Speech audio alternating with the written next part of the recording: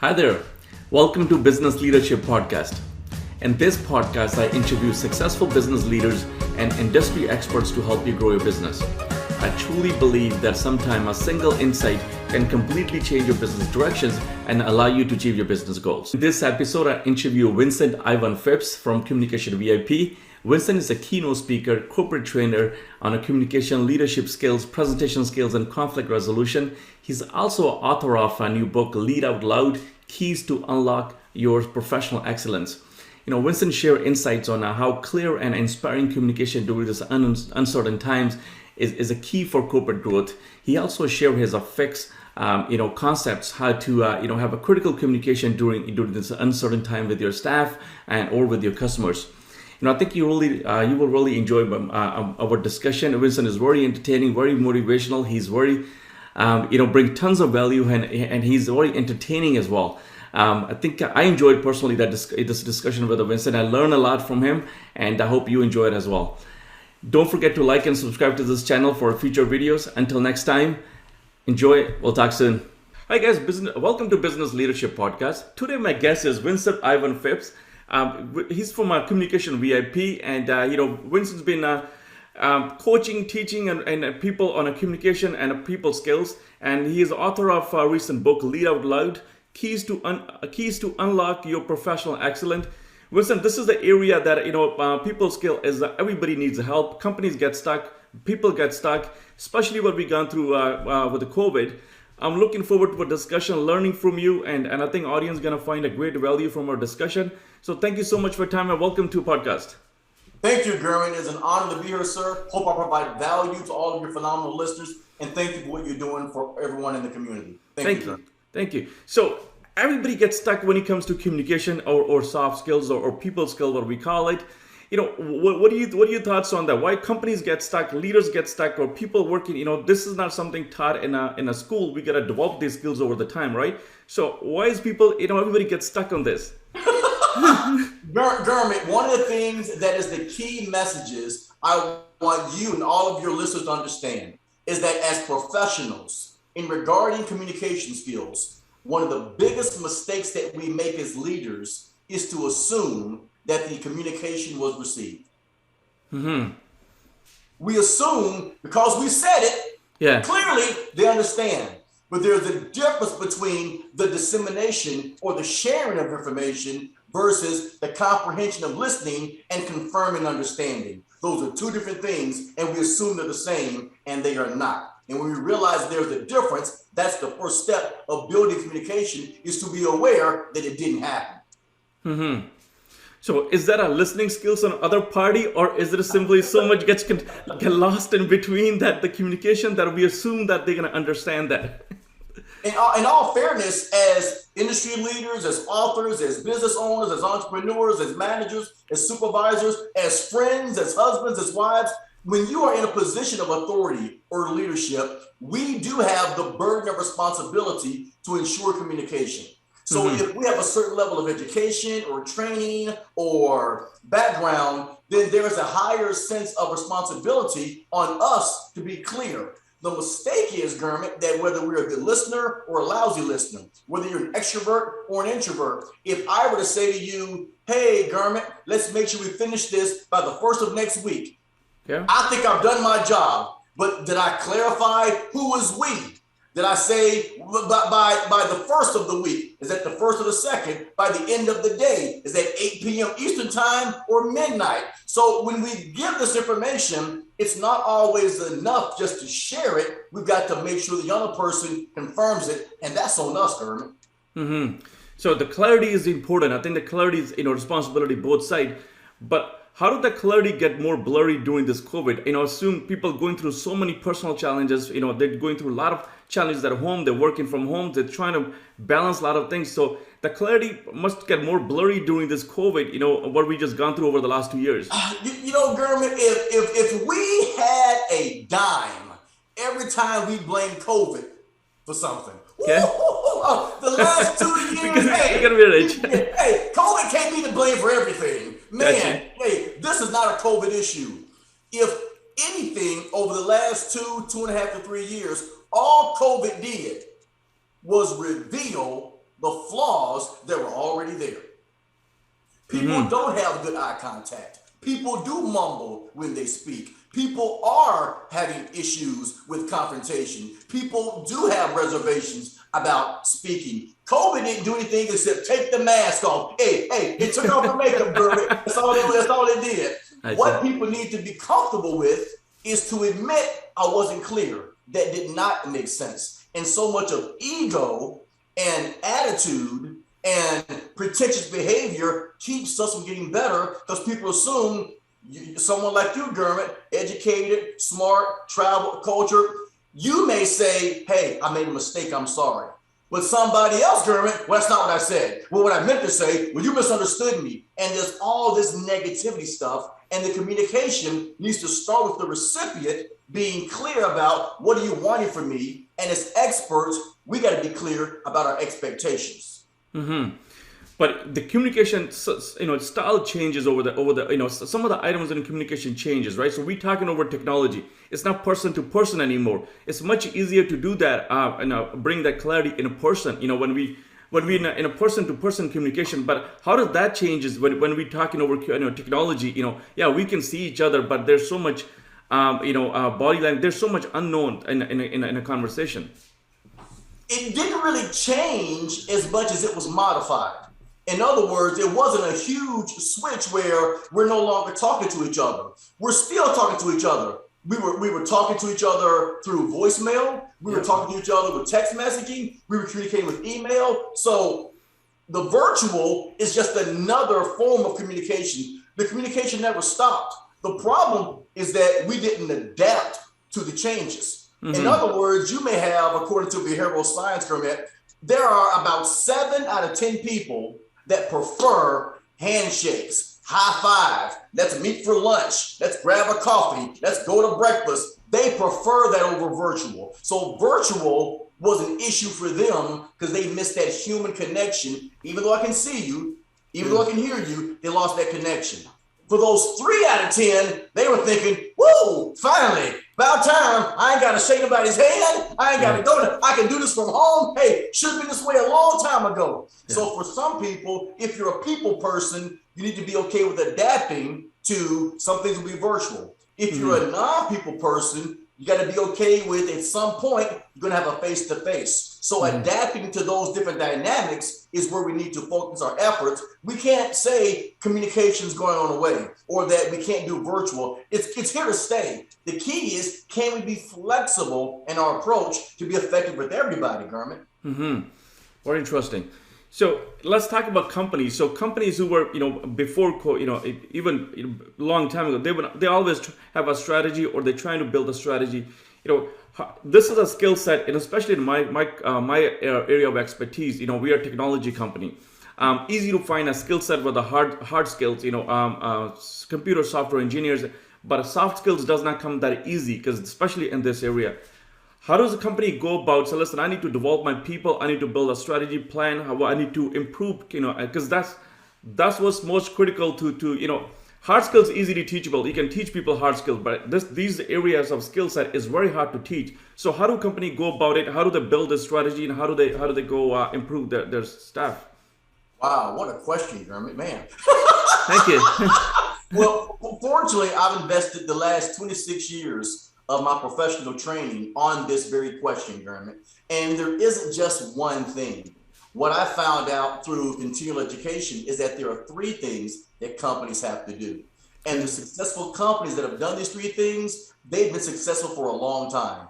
Companies that only do 1 or 2 of these, they have more challenges. Here are the 3 things that companies have to do, Gurmit. Number 1, they have to at least recognize the importance of soft skills. Now, even the term soft skills, it can make some people defensive. It doesn't bother me anymore, but these are core skills, essential skills. These are human development skills. So first, let's be aware that someone who's smart as you, Gurmit, let's say whether you're an engineer, if you are in information systems, if you're in programming, if you're in coding, those are all considered hard skills. Would you agree? Yeah, definitely. Well, if you have a team, or if you're a manager, or if you have clients, you need some soft skills somewhere. Yeah. So you want to make sure they just recognize that this is needs important. The second thing companies have to do is they have to look at what are the things you want your team to learn. You can't take someone who is super analytical, who's no nonsense, and expect them to be the team's cheerleader. That's unrealistic. That's not going to happen. You can't take someone who is people-oriented and chit-chatty and expect them to be masters at spreadsheets and Excel documents. That's not going to happen. You need to first find out what is it that we're trying to teach our people. And then the third thing they have to do, Gurmit, you have to have a professional or an expert that can teach in that environment in a way that their people can learn it. Someone like myself as a communication coach, you don't want to just come in and say, here's my plan. No, we got to come in and ask questions. We got to listen. We got to customize. It's almost as if you have a bad back, Gurmit. Yeah. You just can't put an ice pack on your forehead. That's not aware.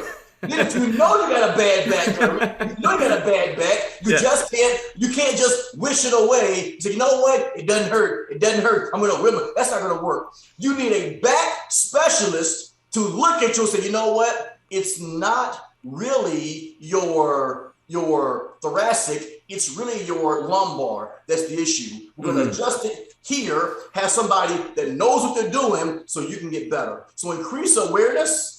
Okay. Then number 2, identify the problem and the solutions. Then number 3, have someone who cares, who is an expert to provide solutions. That's what companies need.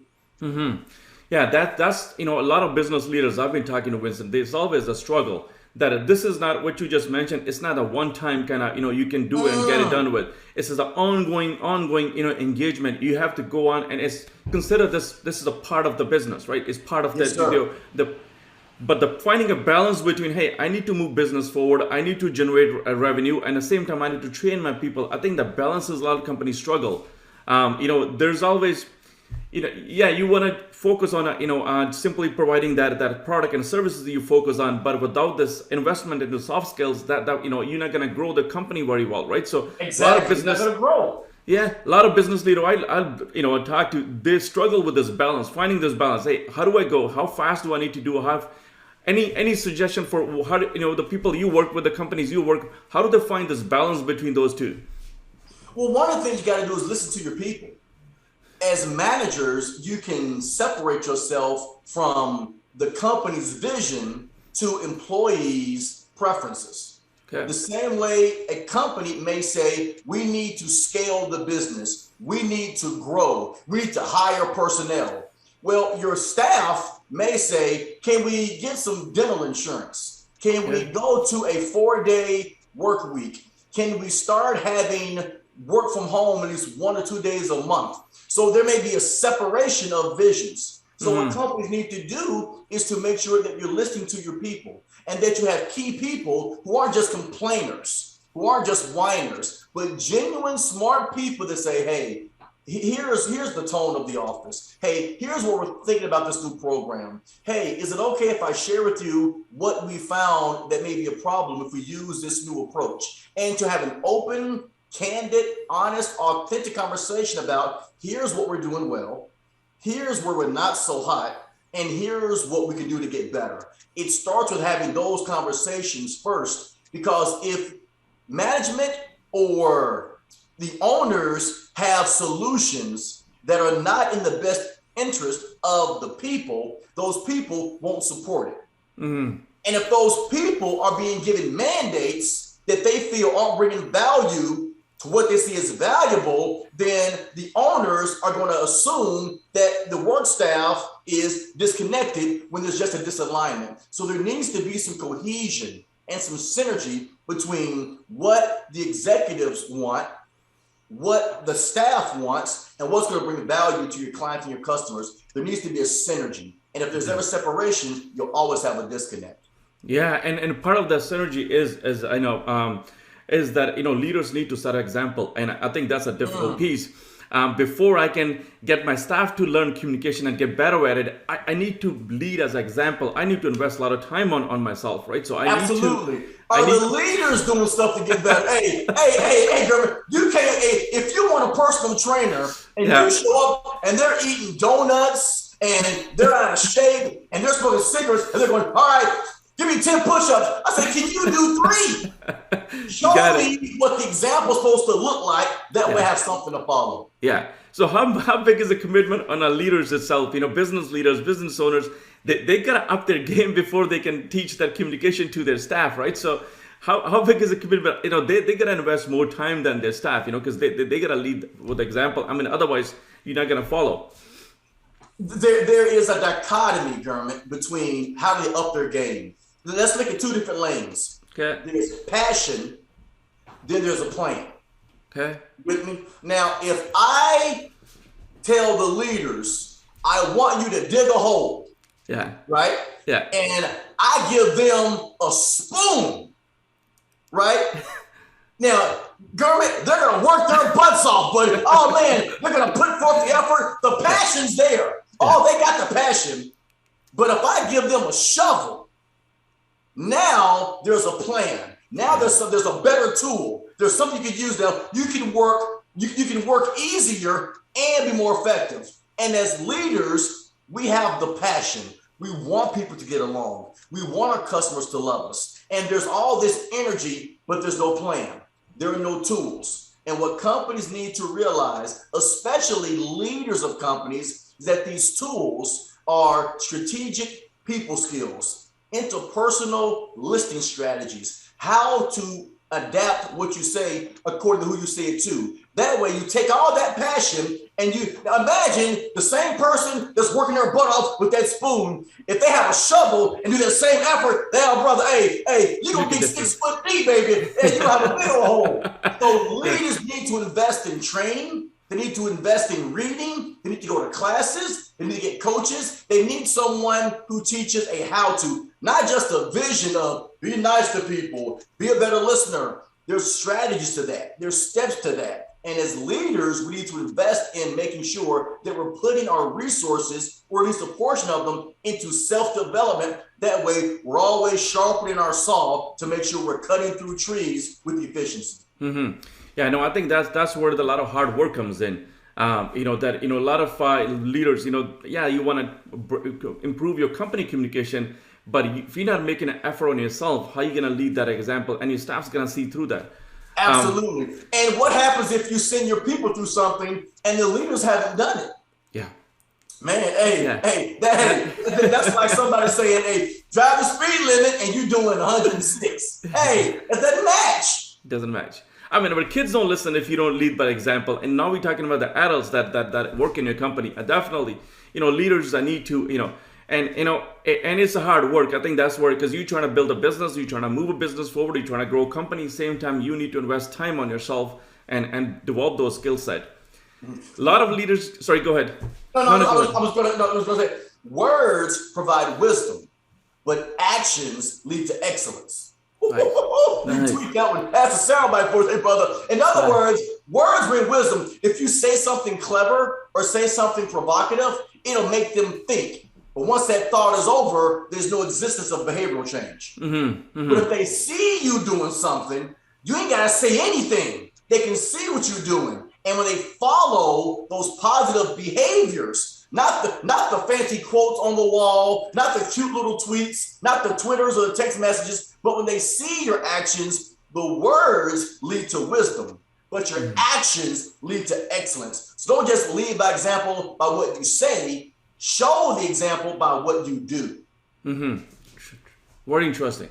Definitely, and hard work. That's where a lot of hard work is. And I think you got to put the work in. So what is the tip for business leaders who they had to have a very tough conversation with the employees during this time, last couple of years we passed.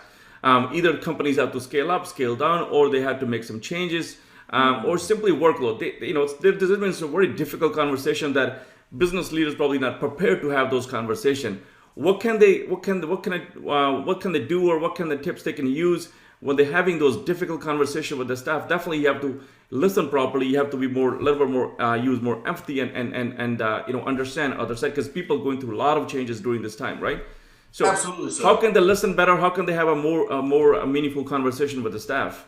Oh, thank you for asking this question, Gurman. Here's one of the things that I recommend that's in chapter 3 of my book, Lead Out Loud. This is a strategy that is called FIX. FIX. Okay. This is a 3-step process, Gurmit, that you can use for the scenario you just gave about a manager that wants to find out what's going on, give a correction, have to address some type of performance, maybe give some bad news. Here are those 3 steps. It's FIX. The F stands for find. By find, we got to start out asking questions. Hey, Peter, what happened with so-and-so? Hey, Janet, here are some of the things I want to ask you about. What can we do to improve A, B, and C? Don't come into a scenario with, you did this wrong, did this wrong, did this wrong. You understand? That's not going to bring any change. You got to start with listening by getting their feedback first. And most can't get through the first step of that one, Gurmit. They can't listen. They want to show up and talk, but they can't listen. The second thing is, after you listen, now comes the I of the FIX technique, FIX. The I is inform. Inform means tell them where we are, tell them where we want to be. That's it. Take out the basically, the maybe, the probably, the I'll try, the hope so, take those all out. In other words, we are at 9% today. By the 15th of this month, we need to be at 15%. That's it. No emotion, no sarcasm, no confusion. I is informed. And then the X stands for explore. Now, I know explore starts with an E, but I had to get creative to make it make sense. So the X stands for explore, as in explore solutions. Don't ask them questions such as, what's wrong with? How did we fail here? What's the problem with? Because that gives people permission to vent and to complain. Now, there is some value to getting out negativity, but you don't want to spend a lot of time on it. Okay. You want to ask questions such as, what can we do to improve? How can we meet this goal? What modifications can we do to make sure we're being successful? Ask solution-focused questions. So, Gurmit, you want to first start off with, find out what they understand, give them the expectations, then ask them for solutions. That's how you get positive change. So it's a working together with your team and figuring out the next step instead of just coming down and say, listen, this is where we are. So it's working together and say, listen, let's figure out the solutions together. If you can do it all yourself, why are you asking them anything? Exactly. If you need their help, then shut up and listen. Yeah. We got too blunt, Gurmit. No. We have. Okay. So this is very important to actually that I happen to hire a lot of younger staff. Because in my industry, I hire people from 3-4 years at university. They're very younger staff. So managing their expectations is a little bit different than managing the mature workforce. And these people, the new workforce coming into an environment, they are actually demanding that stuff. They want upfront. They're not looking for a lot of other info. They simply say, tell me what needs to be done. Let's figure it out together. So the attitude you just mentioned with the fixed principles, they're almost demanding that we gotta work together and figure something out. Absolutely. And in our company's history, we will celebrate our 12-year anniversary this November. Congratulations. Oh, Paul, thank you, brother. Thank you, Gurmit. I have had the pleasure of hiring over 200 interns, all ages 18 to 29. And Gurmit, they are some of the smartest, brightest people that have ideas and concepts I would have never thought of. And some of them are shocked. You don't know about how to create an algorithm with Instagram?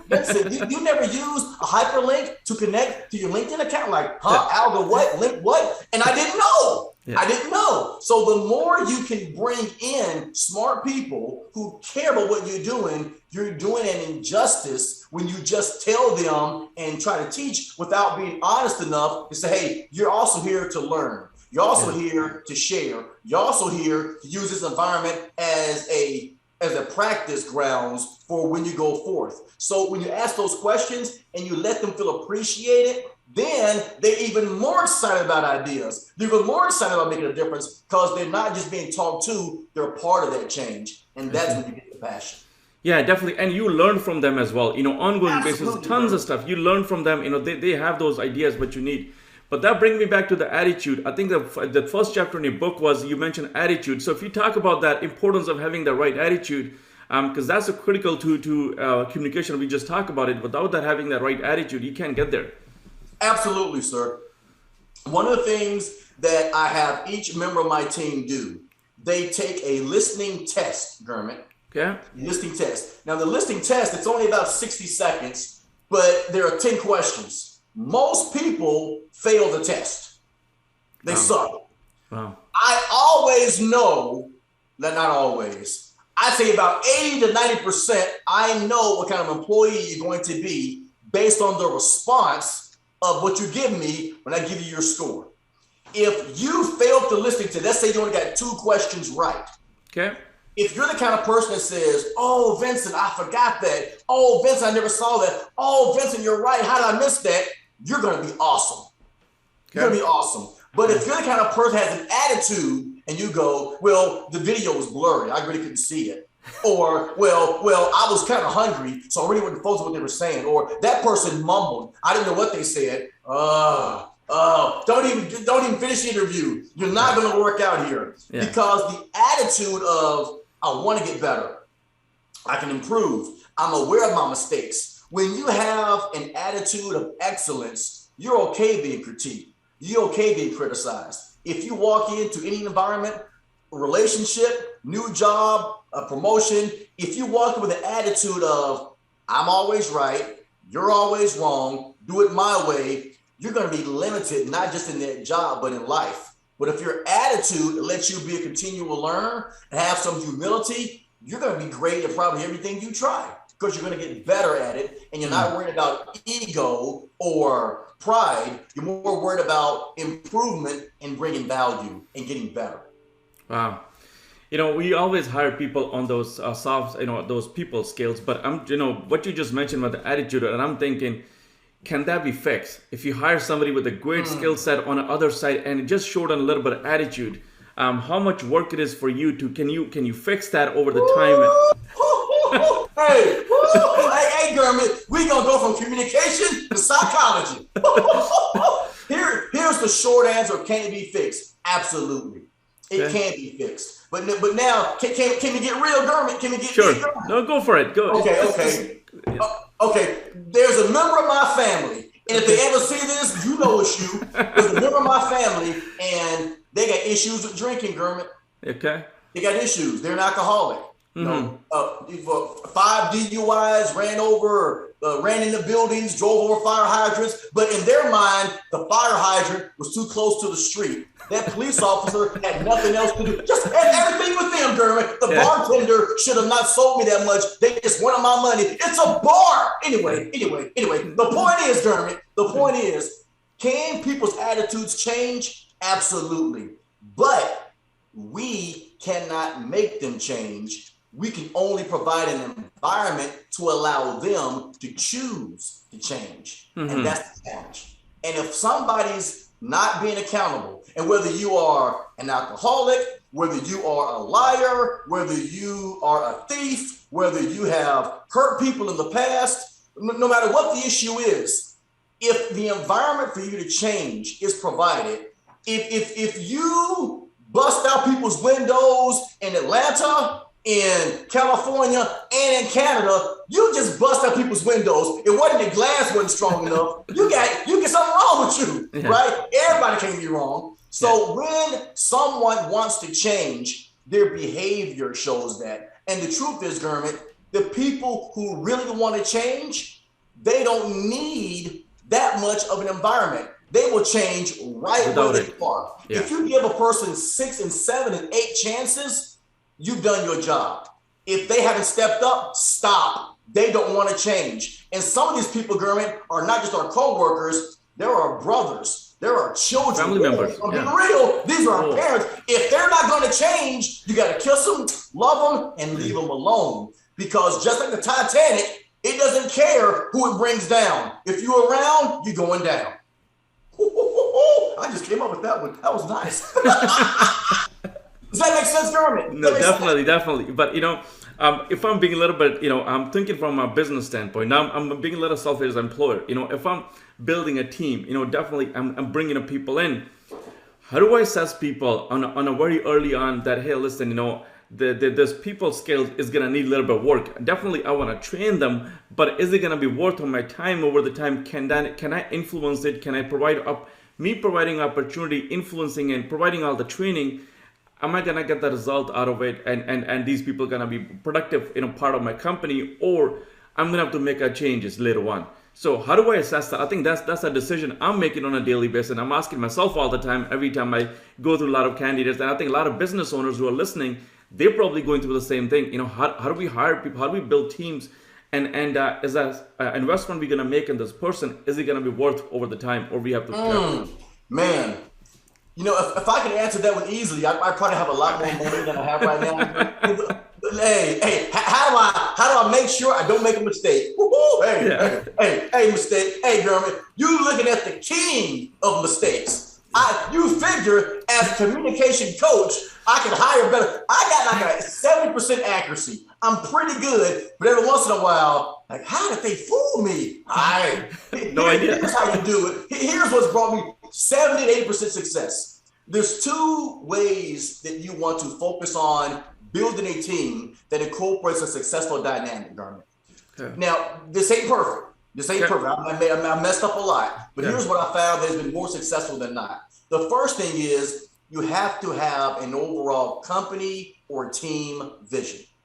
Okay. That vision could be specific, such as we are going to make sure that we answer the phone within the first 2 rings. We will greet whoever walks through our door by offering them a warm beverage, and we will send an email to each person who emailed us back. Something very specific. Okay. Or it could be general of saying we will treat others with respect. We will not discriminate on gender, race, creed, or culture. So either way, there needs to be a universal, I don't care if you're black, white, red, green, Democrat, we're all going to follow this mandate in terms of our team. That's first, is to have that vision. Okay. The second thing you want to do is to learn the art of emotional intelligence.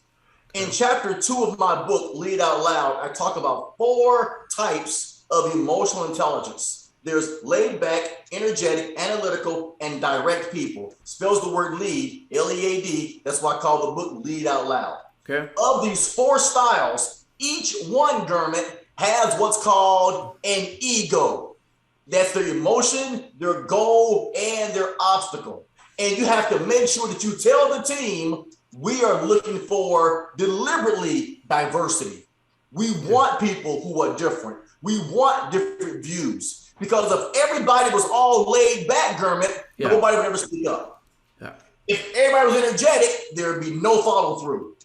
Mm-hmm. If everybody was analytical, you never get anything done because it ain't perfect. It's only 99.999% perfect, and they'll never move forward. Okay. If everybody was dominant, nobody wants to take orders. Everybody wants to be the chief and no Indians, right? Yeah. Everybody wants to be the king and no followers, or the queen and no followers. So you have to embrace the importance of emotional intelligence of laid back people need to speak up. Energetic people, stop talking.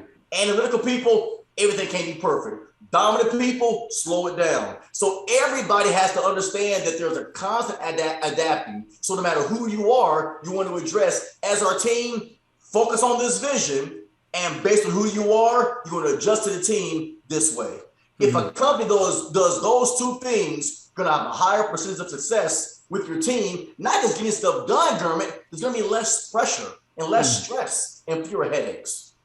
I see. So when you're hiring, when you're building a team, so you keep these values, a value you just built for your company and a vision, and front when you're hiring it, and you just match that, whoever matches that, and then those are the people you hire.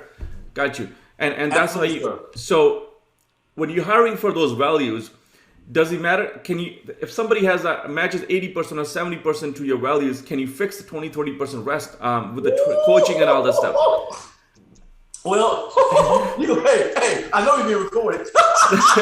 Here's the short answer. When we look at what you say values, let's not call them values, Dermot. Okay, vision. Well, what? When we look at the overall vision, that's where you have to get them to agree. Let me give you an example. Okay. My father is a hydraulic technician, very analytical guy, everything strategic, plans, schematics. He has that analytical mindset. There's another member of his team that doesn't believe in deadlines and rules and guidelines. And a lot of these rules are for safety. It's not just for paper, it's for safety. Okay. My dad and this other person don't click because my dad may say, turn this to 82 meters. Okay. Person says, well, it's at 81.4, close enough. Good enough. No, if we look at this over time, this is going to be off by 800 meters. My dad may say, make sure you check the light, then lock the door. Well, you leave the light on. Well, that bulb is going to burn over time. That gives off heat that's going to radiate the room. It's going to increase the temperature. So it's just these little things. What people need to make sure that they do, Gurman, is that once you identify a person doesn't have your same level of vision, they're not on board with you, then another conversation is needed. Because they'll always find issue with something. They'll always find their way out because they don't believe in what you're trying to do. And that might mean make some tough decisions. But if we're in a canoe, Gurman, and I'm paddling, and you're paddling like this, hey, we in the same canoe, but we on the same page. Hey, something got to change. Yeah. And a lot of that change, especially as business is opening, especially where we are in Ontario. Finally, we had the longest lockdown in a COVID, and finally we opened businesses 3 weeks ago. And a lot of business leaders were watching. They're going through their stuff, where they need to figure out, hey, who's still on a board, who still have our vision that we had a couple of years ago, right? So they who's still here? Who's still here? Yeah, well, they're sitting on a chair, but are they still here? Oh, exactly. So they gotta figure out, and then they have a pressure to grow a company again. They have to get back to the revenue levels again. So it's more critical for them to figure out, hey, who's gonna help me to get there? Who's gonna be part of? So they have to make some tough decision. I think this is gonna who shares our vision. Who share our vision? Who's gonna help us? We all gotta get somewhere, but who's gonna be part of us, right? So those are the decisions I think business leaders who are watching they have to make over the next few months.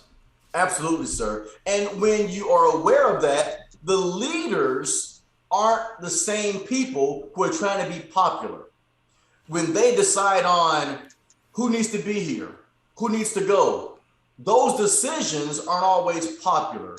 They're not always supported. They're not always cheerleaded. But the leaders aren't in it just for popularity. At least the good ones are not. Yeah. The leaders make the tough decisions. The leaders make the tough calls. And it's not always if you say to your family, everyone, we're going to have chocolate cake for breakfast. Enjoy. Yay! But that's not good over time. That's not the right decision, even though it may make you well-liked and popular. So if you say to a staff, everybody gets raises, yay! Okay, well, in 3 months, when you can't pay payroll at all, why didn't you pay us more?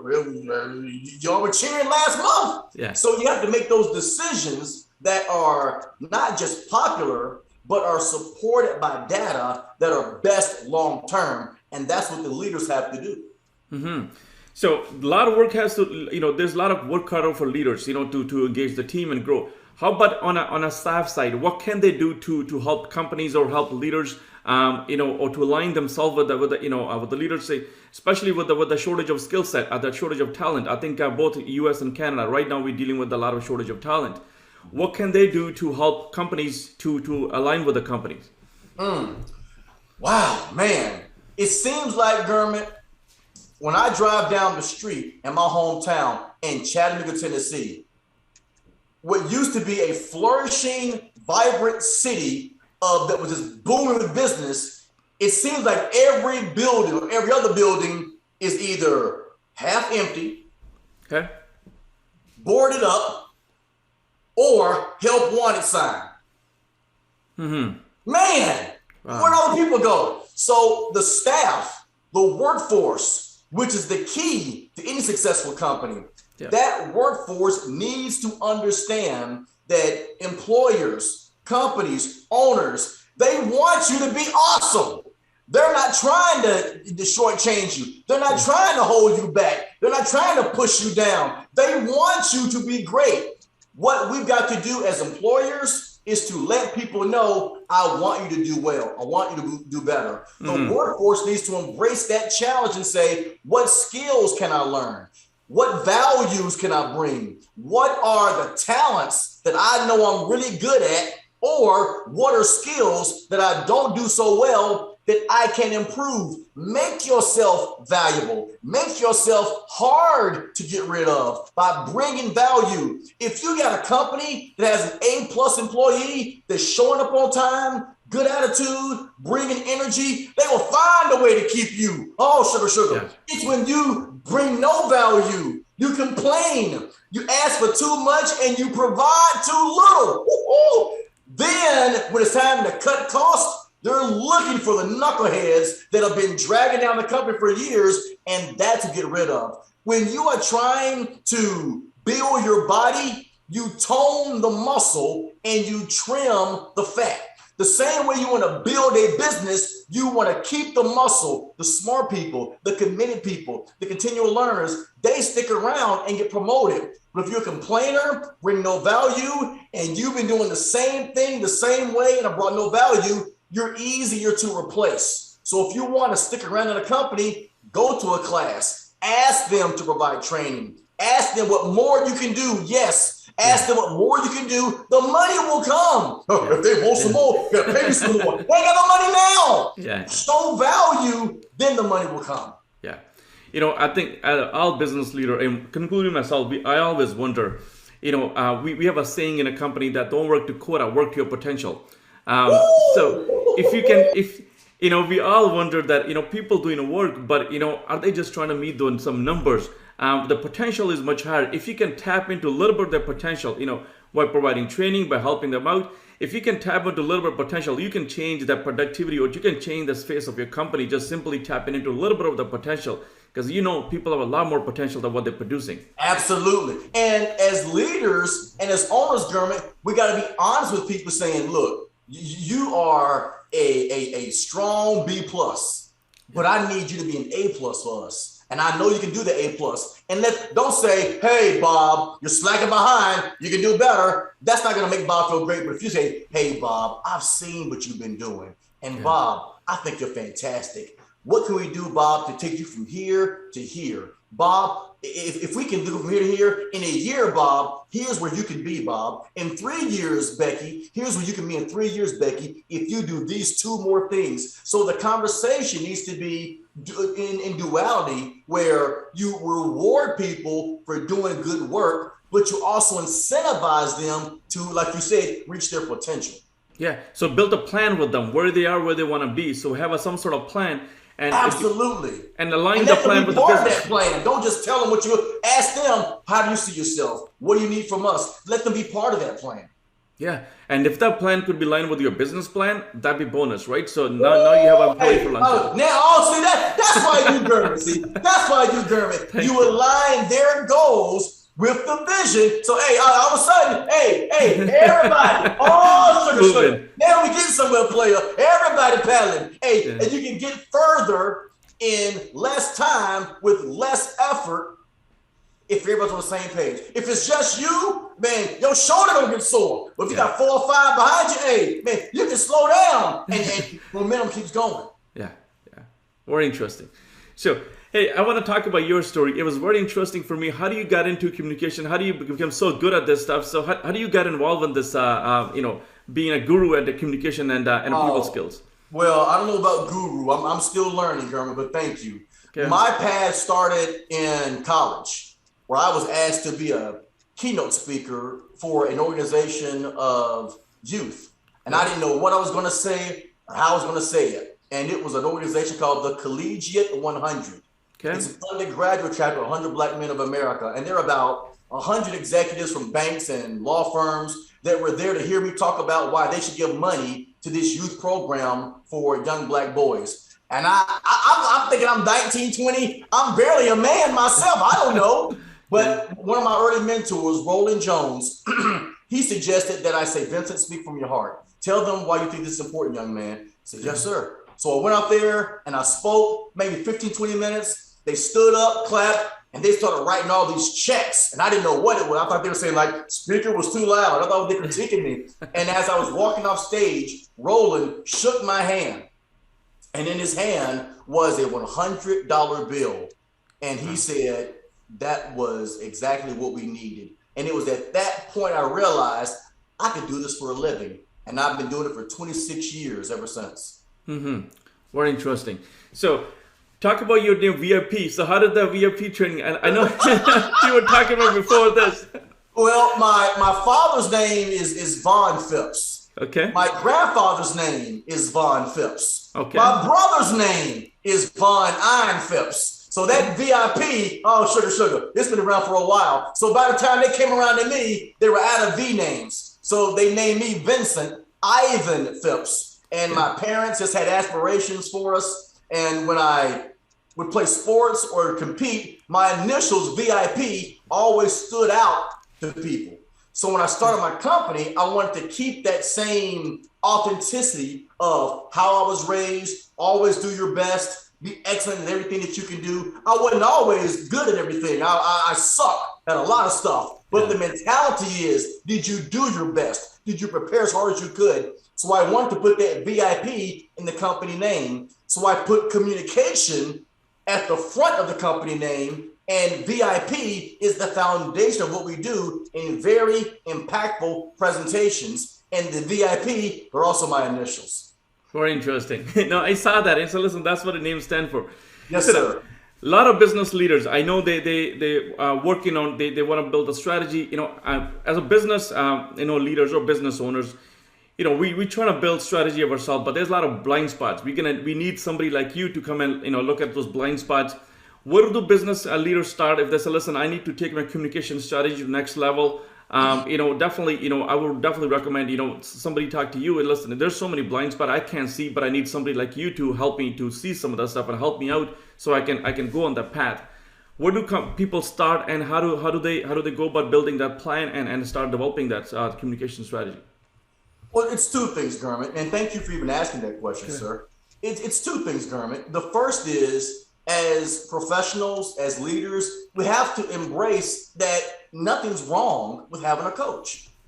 The same way there's nothing wrong with having a financial advisor, there's nothing wrong with having a fashion consultant, there's nothing wrong with having an HR director or a marketing director. You need to have someone who has expertise in areas you do not have, in areas that you need. Yeah.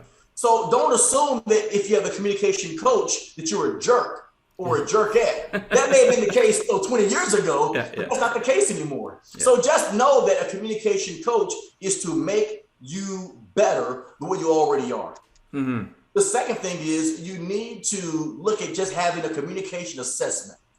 And one of the things that I do within the first 90 minutes, we do a listening test. I talk about the listening test. Yeah. Then I give you a personality assessment.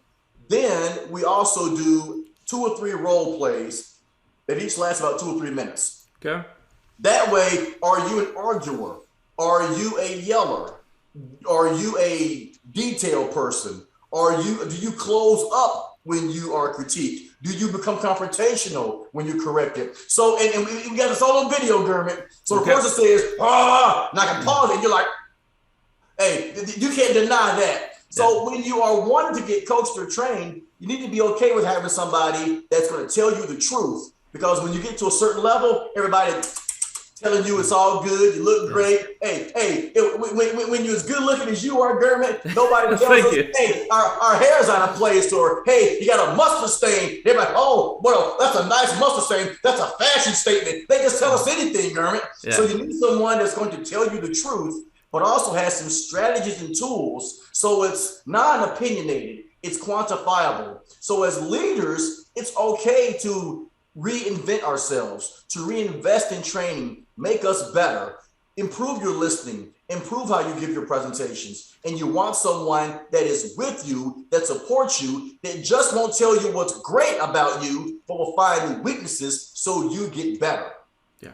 Well, that feedback is critical. You don't get the feedback from when you work on a daily basis, right? You need somebody to give you that honest and blunt feedback. Without that feedback, you're not going anywhere, right? You can just be the way you are, Absolutely. Hey, my mom told me I don't make you better by compliments. And she was 28 years military. Yeah, definitely. I mean, that's how kids get better, right? So, we need to learn that. Okay, interesting. Absolutely. So, where can people find you? Where can they connect with you? Business leaders who are looking for some help. Where can they connect with you, Vincent? And how can they be? The easiest way is to go to my website at vincentphipps.com. They can also go to my company site, communicationvip.com. And I even have a website that's devoted just for improving presentation skills. That's noums.com. I'm guilty of that. I use a lot of that stuff. It happens. They can follow me on either Instagram, LinkedIn, or Facebook. They can also contact my office directly at 423-400-1040. And my email is simple. It's just my name, Vincent@VincentPhipps.com. I'm going to include all that links below the video as well, so people can click a link and they can connect with you. My man, Dermot, my man. Thank you. Any other message you want to leave for business leaders who are watching? Definitely, I'm sure they're going to find a great value from our discussion. I'll definitely recommend, hey, anybody who's listening that reached out to you, have a conversation with you. I definitely learned so much from our conversation from you. Any other message you want to leave for business leaders or our audience? Absolutely. The one final message is to revisit your ideology on the golden rule. As I was born and raised in Chattanooga, Tennessee, I was raised in a spiritual household, then went to Catholic school, and I know a lot of people may have different viewpoints on religion and spirituality. Whatever you believe is not the point. The point is there is an ideology of do unto others as you have them do unto you. Stop that.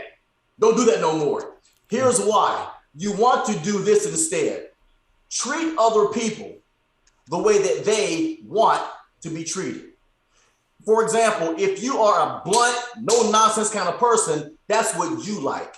That's who you are. If you're talking to somebody else that's not that way, you can't infringe your way on them. You got to tone it back. You got to stop yelling. You got to listen more. If you are more of a quiet, reserved person, and you're talking to somebody who is chit-chatty, gregarious, or more to the point, you can expect them to slow it down for you. You got to pick it up for them. So you want to treat people the way that they want to be treated. It's no longer enough to just figure out if they'll understand you and adapt to you. Communication is a duality. Just because it's been disseminated doesn't mean it's been received. So make sure that when you adapt your style, treat other people the way that they want to be treated. Wow, that is so important for business leaders to listen. We're very often, excuse I get from business leaders, hey, I'm busy with a lot of other things. I'm just going to give a message out and I'm going to expect somebody to follow. That's right. Yeah, follow. No. Oh, that's very interesting. I think I need to practice that sometime. We all do, Dermot. We all do. I'm guilty of that as well. Sometimes I'm busy and I just want to, get a work done. So I will just send an email or, instead of trying to see, hey, how this person is, how they're going to receive it. So we're thinking, because some people, Dermot, they're thinking of a checklist instead of a completion. I've said it. I've sent this text. I've sent this email. But that's like being on a desert island and you have a mirror and you're flashing it. If somebody flashes back, you're saying, come save me. We'll be there soon. And there's communication back and forth. But if I take a bottle and I just throw it, I'm thinking, I've done my part. No, you ain't.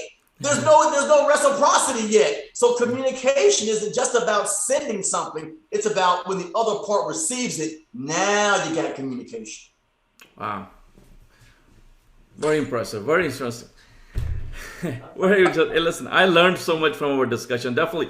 Hey, all the items we talk about, I probably need to use more of that stuff than anybody else because I'm always looking a way to improve communication, and I'm guilty of some of that stuff. I use a lot, no matter how many years, how many time I spend in a Toastmasters, I'm still guilty of using that, even though the correct me so many times. I got a button for you, brother. It's all you, Dermot. You got it. And, especially when communicating with the staff, I'm all sometimes, I just want to rush through one after another one because there's so much work to do. And I forget about that. I think business leaders who are watching, who are listening to our conversation, I will definitely encourage them to, pick a phone, have a, conversation with you.